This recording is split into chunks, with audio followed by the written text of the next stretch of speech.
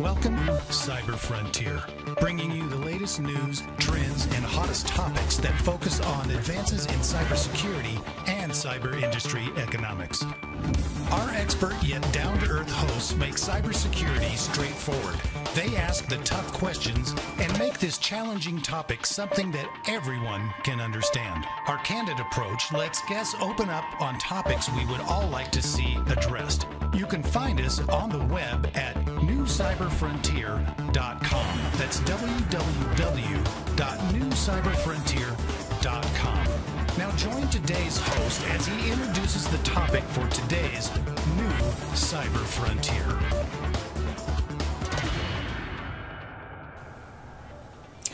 Welcome to the New Cyber Frontier. My name is Shawn Murray. I'll be your host today. I've got Martha Laughman from Smoothstack. Martha is the Director of Workforce Development for Military Programs. Welcome to the show, Martha. How are you today? Hi, Shawn. Thank you. Good to see you.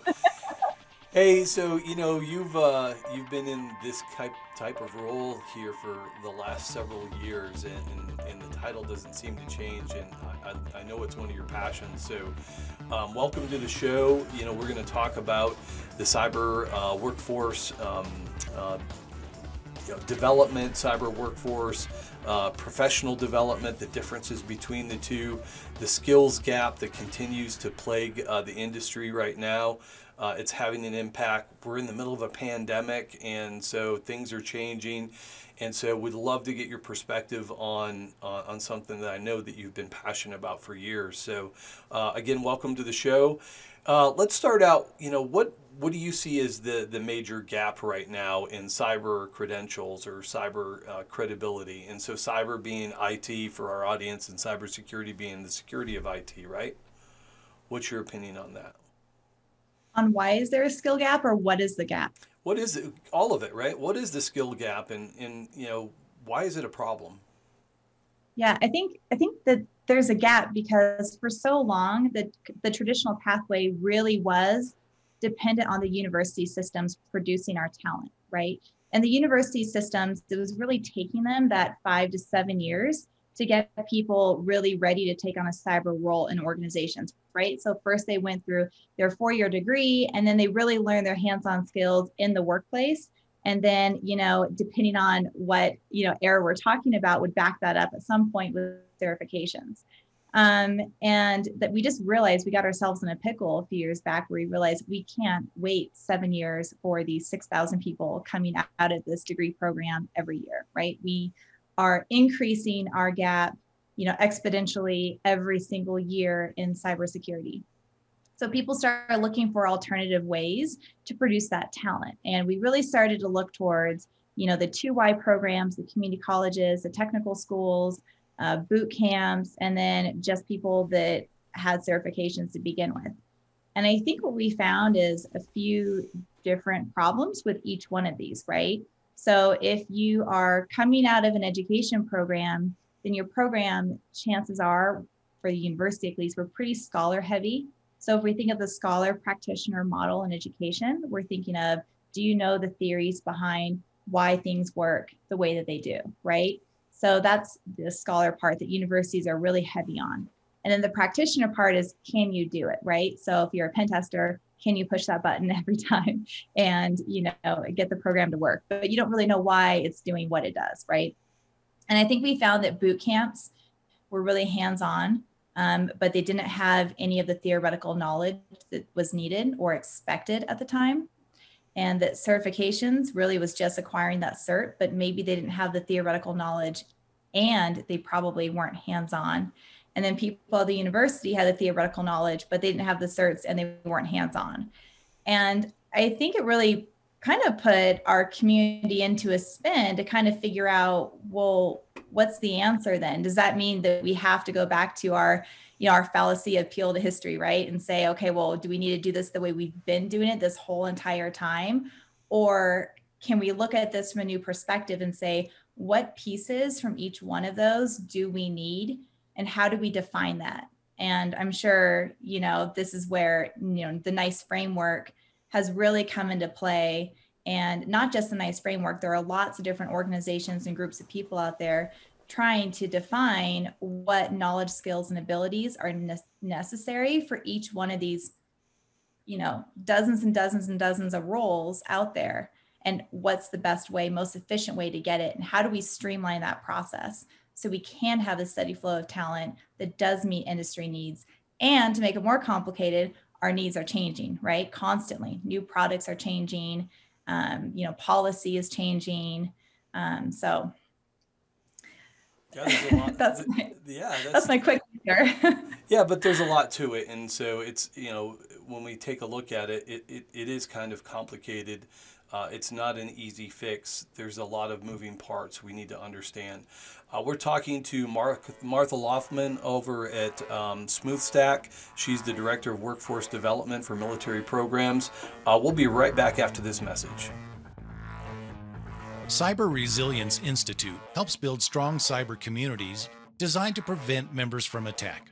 Like building a neighborhood watch, it takes coordination and a sharing community to protect our identities and valuables in the virtual world.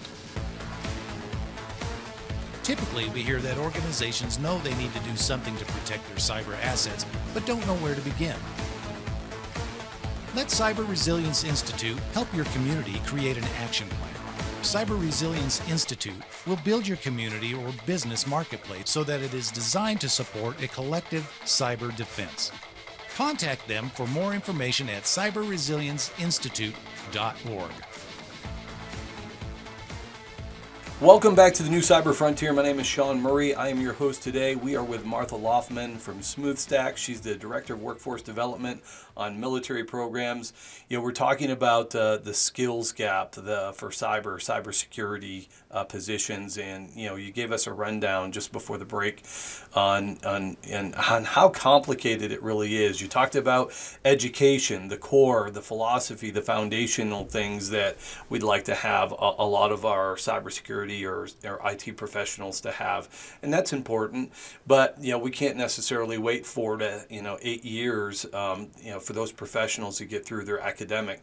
We talked about the quality skill sets that some certifications bring, but a certification provides some skills, but not necessarily the foundational, the theoretical things that would make somebody that much more valuable when they transition into the workforce. So I know you bring up a good point with there was a university that that I ended up going out with 40 other people, and they aligned the NICE framework with cybersecurity certifications built into the curriculum into a 4-year program. And so it was a great idea. It aligned all of those things that you're talking about. But then when we all got into the room with this major university, they had all of the different certification credentials aligned with the wrong programs. And so when we attempted to give them feedback, look, CEH, Certified Ethical Hacker, does not belong into a defensive curriculum. It's an offensive, it's pen testing. And they're like, well, no, we brought you out here just to provide credibility for our program. We really don't want your opinion. And so I'm like, wow, so I'm sorry, I'm going to have to back out if you're not going to listen to everyone that's here. And we've tried that over about a half an hour, and they finally said, look, the only reason we brought you out here, wined and dine you, is so that we could say that we contacted industry professionals. I'm like, yeah, take my name off your list. I don't want that credibility, my credibility, becoming questioned on your program. So how do you answer that type of issue? They had a great idea, but the implementation of it and getting the industry expertise to help them be successful was disregarded. Well, first of all, no one's tried to wine and dine me for my opinion, so kudos to you. I would take that. No, I think that, I went to university, and I would never put down, what I would consider a liberal education. I think that, when I look at the purpose of a 4-year degree, it really isn't rooted in employment. And I think that we forget that. I think that we forget that the purpose of the majority of 4-year degrees, especially those that are coming from, a liberal conventional education, framework, is really to create, education, right? It's really to produce someone who's well educated. Can you read? Can you write? Philosophy and history, can you speak well, and, can you navigate, what's going to come at you in the future and think things through. So they're really trying to mold your mind, if you will, and prep your brain. They're not constructed necessarily to, produce someone who's, implementing the work, if you will. And, I feel like, I say this statement, I'm making a lot of people saying, oh, that's not true, because I went to an engineering program, or, I have my BS, bachelor's in nursing. And there certainly are a lot of programs for that, but I feel like it still comes from a culture that is more focused on education and scholar, and less focused on, producing that talent that can do that work. And so, I think it's, I don't necessarily want to change universities. I think that it's great that they're mapped in a nice framework, and that their career services do a great job, and, they do what they do. But I think we need a different answer, right? We need somebody else out there to say, what can we do to produce this talent that can be operational in less time? Because not everybody has to have a 4-year degree or a master's or a PhD. And, before this, you and I were just speaking earlier on, this idea of skilled labor, and the difference between skilled labor 100 years ago, 200 years ago versus today. And I would argue that in today's world, IT is skilled labor. And if you think of it, 100 years ago, if you wanted to be a brick mason, you didn't go to a university and get a 4-year degree to lay brick. You went and you learned the skills you needed to learn, and practice that on the job until you became to the level where you could do it on your own. Yeah, so you're talking about apprenticeships, and so that's kind of where we wanted to focus a little bit of the conversation. So, and I agree. I'll be honest with you, when I'm hiring people now, I'm looking at the resume. Oh, you've got Linux experience. Oh, you've got a couple of SAN certs. Wow, that's great. Now I'm going to put you, before I invest all that money, because you're paying IT people a lot of money. And we don't want to hire somebody, they get on the job and they don't know what to do, or they don't know what they're doing. But you've got a cert and you went to school. We're actually putting people on cyber ranges now to demonstrate the skills that they say they have. So how would you incorporate something like that into a cyber or a cybersecurity internship? Well, I think there's a lot of different ways to, get that on the job training component. I think internships are good. I think that frequently internships work well if it's with a single employer model. So if a single employer knows that, they want to get talent from a particular education or training provider, and they can early on select that talent and have internship opportunities to see how they work in the workplace. I think that works great. But internships, I don't believe are the answer nationwide, or they're not scalable. They're not comprehensive models. So an apprenticeship is a little bit different than an internship, right? So apprenticeships, which are, am I okay to keep going on apprenticeships? Yeah, absolutely. Okay. Apprenticeships, which can be registered or unregistered, but the basic model of an apprenticeship is it's a combination of RTI, related technical instruction, OJT, on the job training, which is work experience, and mentorship. And so it's really, really simple. It's, I'm going to teach you how to do something, or train you how to do something, might be a better word. And then you're going to do it on the job, and I'm going to pay you living wages while you do this on the job, and I'm going to mentor you along the way. So an apprenticeship model is really, really simple, and has standards built into it and credentials built into it. You can register it in your state or at the national level. And it's a whole different beast than an internship program, which usually is unpaid or minimum wage and very, very entry level. Those kids do a lot of those internships. They're not really getting immersed in the job. There's very few or different expectations for them than they would be if they were full-time employees. An apprentice is a full-time employee. Yeah, and so that's a great analogy going back 100 years. Bricklayers, masons, carpenters, that was all apprenticeship, right? Over a certain period of time, you went from an apprenticeship to a journeyman to a master, right? And so what does that look like today for cyber?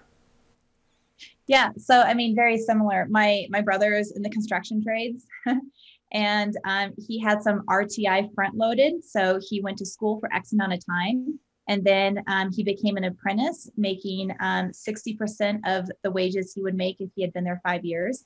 And he did all the work and the jobs he had to do, and he got mentorship along the way. And then once a year, he would go to school for a week and get some continuing RTI. And we're used to seeing that in the construction trades, right? In the manual labor. But, you and I and a lot of people are sitting here going, but the new skill labor has got to be IT. Why can't we apply this to the IT world? And that's really been the rush the last year or two in workforce, is everybody is trying to figure out what model works best to take this, we call it modern apprenticeship now, take this modern apprenticeship approach to IT and to see if we can even expand that into data science and cybersecurity, software developers, and to see if there is a way to take these kids, young people, or transitioners that have part of the experience or high aptitude, and to get them operational in a shorter amount of time, specifically on what we need them to do. That's great. We're talking to Martha Laughman over at Smoothstack. She's the Director of Workforce Development on Military Programs. We're going to take a quick break, and we're going to come right back to Martha.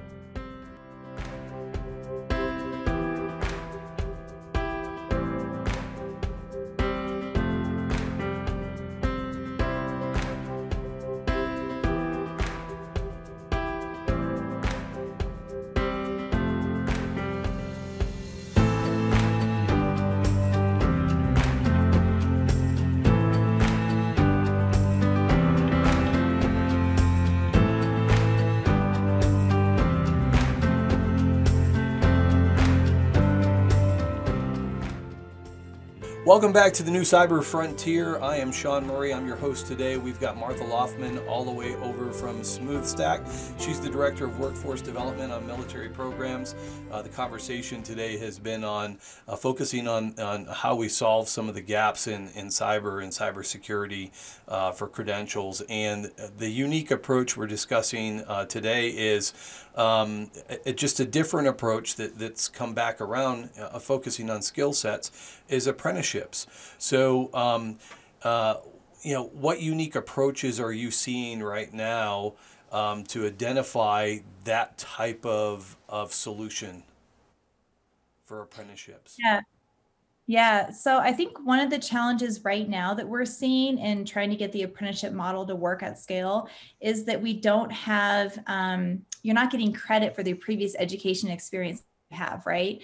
So and this is kind of true with any models. We have all these kids going through the CTE program, right? So they're going through these technical programs and getting their Net Plus and Security Plus and learning Linux and Python in high school.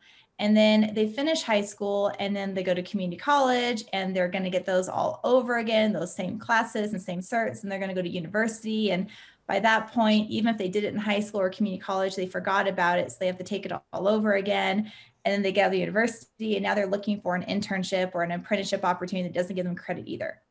So I think one thing that, the Department of Labor is really pushing, and that all of us that are kind of working at a piece of this pipeline are trying to solve, is how do we make it so everybody's efforts are stackable and are meaningful in their journey?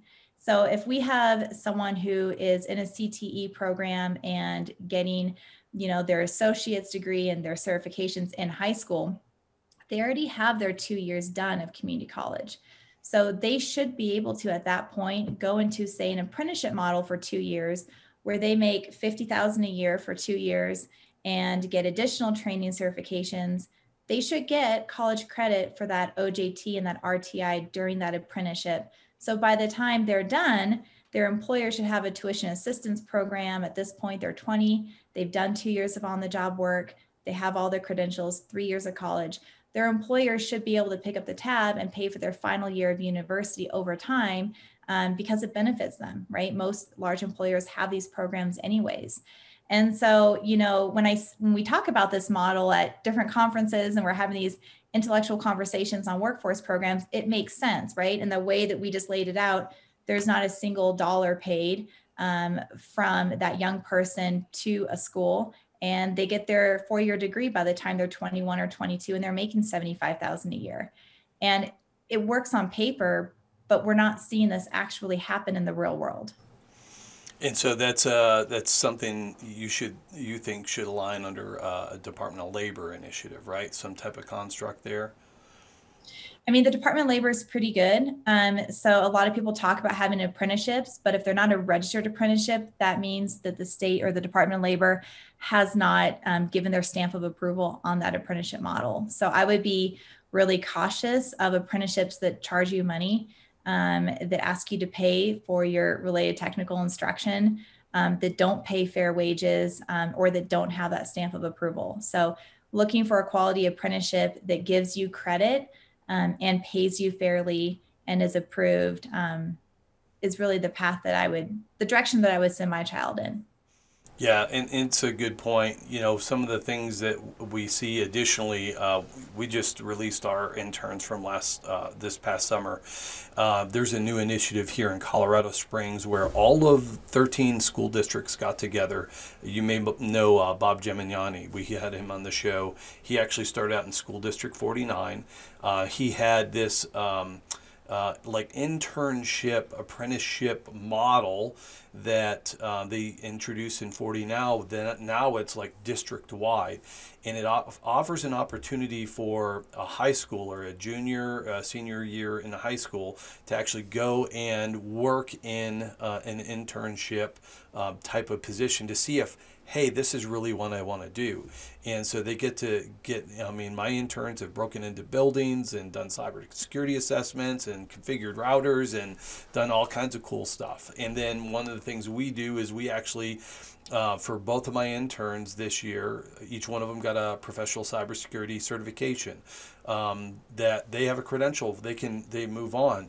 One of my interns is also in the Cyber Patriot in the Civil Air Patrol, so she's got additional exposure. She's actually worked for the previous governor, on managing a 30-person program, and that's as a junior in high school. So what would you do with somebody like that? She's got certifications. She's already she's done a couple of internships. She knows this is what she wants to do. Carrying a 4.0, she's now a senior in high school in her last year. When she transitions out, what do we do with her? Yeah, so, it's interesting. Youth has really become the focus in the past year, especially with, the Department of Labor has redefined youth as under 23. And so that age has bumped up from 21 to 23, which I'm very grateful for, because now it really encompasses all of undergraduates, right? So that junior high all the way to undergrad. And it's really important for us to track our young people and shepherd them along this process, so they're not, we don't have a leaky pipeline, because it's very intimidating. If your teachers don't have industry experience and you don't know where to go and what to do, unless you're a purple unicorn like you just described and a rock star, and somebody like Shawn picks you up and lets you break into places, that most people don't have that kind of experience and that red carpet rolled out for them. And so I really think we need programs that plug our leaky pipeline and help people get from high school all the way through, into college, with exit points and entry points that are not dependent, right? And so somebody should be able to go into an apprenticeship right out of high school, right out of the 2Y program, right out of the 4Y program, right out of the military, and then they should be able to exit those different points too. And I think that it's really important that people, young people know a little bit about the industry and the jobs that are available before they even start to pick their pathway. And sometimes it's okay to be opportunistic, right? And to kind of take life as it comes and just put your next foot forward. But if you do that and you're in technology, you may end up with, skills or education in an area that's not where you want to be, or maybe not where your passion or aptitude lies. And I think that especially young people, even adults, we get confused when we talk about cybersecurity, for example. We get really confused on what it is, and we assume that everybody's a hacker or a computer engineer. And I always like to say that, cybersecurity, it's an industry, not a job. And it's no different than the healthcare industry. And so somebody can be in healthcare industry and they can be a medical bill processor, or they could be an oral surgeon, all very, very, very different roles. And you don't go to the same education program to be a medical bill processor as you do an oral surgeon. Yeah, I mean, it's a good point. So it's an analogy I use when people ask me, "Hey, Dr. Murray, I want to be in cybersecurity." I'm like, "Okay, great. What do you want to do?" "Well, I want to do cybersecurity," and it goes right back to that analogy, right? We talked about before the session, and that is, you go to school for 8 years and you get a license to practice medicine, and now what do you want to do? Do you want to be a general practitioner? Great, you're qualified. Do you want to be OBGYN? You want to be oncologist, a podiatrist? There's different focuses, different disciplines, and it's the same thing in IT, cybersecurity. And one of the things I look for too is how well-rounded are you? If you focus on one discipline and you don't look at the relationships with other disciplines, then you may have a gap or a lack of understanding how one discipline feeds into another. And so, this, I think, under an apprenticeship, where you can be exposed to multiple areas, you will find your niche, right? You can work in construction, but I want to work in drywall. I want to be a carpenter. I want to be in plumbing, right? So what's the discipline? But you also brought up another point, and maybe you can help clarify for our audience. What is the difference between workforce development and professional development? There is a difference, right? Yeah, and they're both equally important. And I think that we don't always delineate between the two appropriately. So workforce development really is getting people into the workforce. And so that can be a career transitioner who's been in for 20 years and they're retooling to do something totally different in a different industry, like transitioning military. Or that could be somebody who is straight out of high school, have a CTE program, looking to, start their employment journey. That's workforce development, feeding new people into the industry. Professional development is upskilling talent that is already in the industry. And so I like to think of it as a ladder, right? And my job is to get people in that first rung of the ladder, that first, second, third rung of the ladder. And then somebody who does professional development, their job is to then get people on those different rungs and ladders and, keep moving them up and moving them up. Okay. So, let's get them in the door, and then we can create that, not just the career path, but the skill set to match those different aspects of the career path. One of the things that we also see as well is, depending on the size of the organization, the various resources that may be available. So if you're a small business, such as my business, there's opportunities, but not as much as, say, you went to work for a Boeing or a Northrop Grumman or a Lockheed Martin, right? And so how do we mentor someone in a career path that all of those rungs that you were just talking about, depending on what type or size of organization there is? Yeah, I mean, so I've placed interns and apprenticeship, transitioning military, with micro businesses, small businesses, and then with PwC, Lockheed Martin, Northrop Grumman, to name a few. So the big companies. And I wouldn't necessarily say that you're going to get a better experience at a large company than you would a small company. I think it's a different experience. I think that typically with apprentice and interns at the larger companies, they're getting a very polished experience. And at a smaller company, they're getting much more hands-on. They're working directly with that owner or that CEO or that CISO. They're working directly with the, the engineers, software developers, that kind of stuff. So I feel like they get more hands-on experience and responsibility, whereas maybe the larger companies have more liability there. And so it's a little bit more of a the process. It's more process focused for them and less like, hey, get in here, let me buy you breakfast and let's talk about what you want to do today. So I think it's just different. And I know me personally, I love working for small companies and entrepreneurs. Like that's where I feel, at home. And I think that's really more of a person culture fit and where you're going to feel like you get the most out of it. Yeah, and so I'm going to tend to agree with you there, and I can tell you just based on the feedback I get from my interns, you know, you're like, we got to break into a building today, yeah, you know, under my supervision. So. And it was condoned as legal. Yes, I feel like you need a disclaimer at the bottom of this. Yeah, do not try this at home.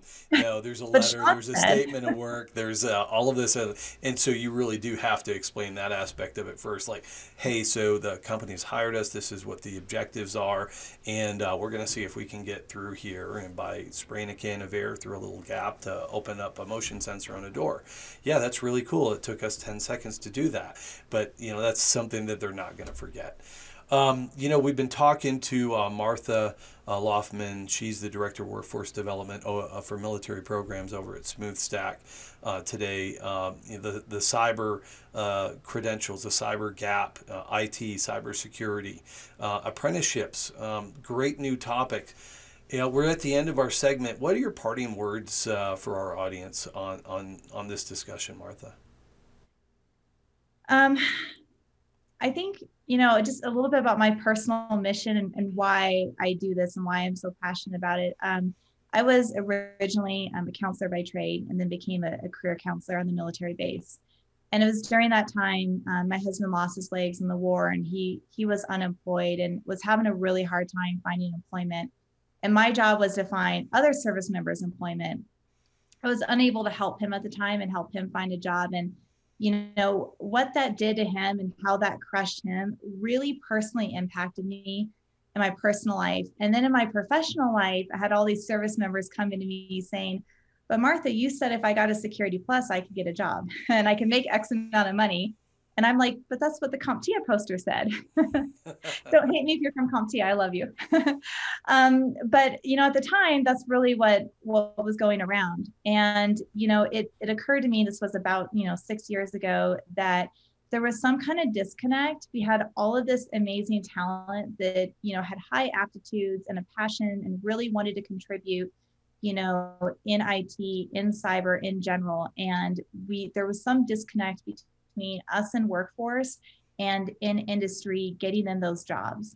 And I thought, you know, better than going back and being a counselor or a social worker, the best thing I could do to help people like my husband and other service members and other people from underrepresented populations really make an impact in their family and their community.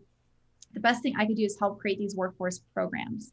And, you know, not creating individual opportunity, but getting whole programs to help people get into the employment that quite honestly they deserve and we have a need for. And I will talk all day and all night to anybody about, you know, creating these, you know, thoughtful programs that are mutually beneficial for the community and the employer. There's lots of money out there with grants. There's lots of schools and trainers that want to contribute. You know, there's so many people out there that have a passion for this, and it's really just pulling the pieces together and making it make business sense. So, you know, business owners and companies will, you know, give a chance and hire, you know, groups of people that, you know, can use the opportunity. So that's why I'm driven. That's why I do what I do. So I would love to help in any way for anybody in any opportunity. Well, thank you so much, Martha. We've been talking with Martha Laughman. Laughman from Smoothstack, Director of Workforce Development for Military Programs. Very passionate in her career field. Great representation for the topic today. Continued discussion on cybersecurity skill gap shortage. Unique approaches coming out of Smoothstack. Martha, thanks so much for contributing to the program today. Thanks, Shawn. Thank you for listening to New Cyber Frontier. Remember to follow or like our post and circulate each new show to your networks. We keep you informed, bring you the latest news, explore new trends, and find the hottest topics. With New Cyber Frontier, you don't have to be a computer or cybersecurity expert. Just get plugged in. We encourage you to get involved. Tell us what topics interest you and join our mailing lists. You can find us on the web at www.newcyberfrontier.com. That's newcyberfrontier.com. Check out our previous interviews and please let us know if there are any topics that you would like to hear discussed. See you next time on New Cyber Frontier.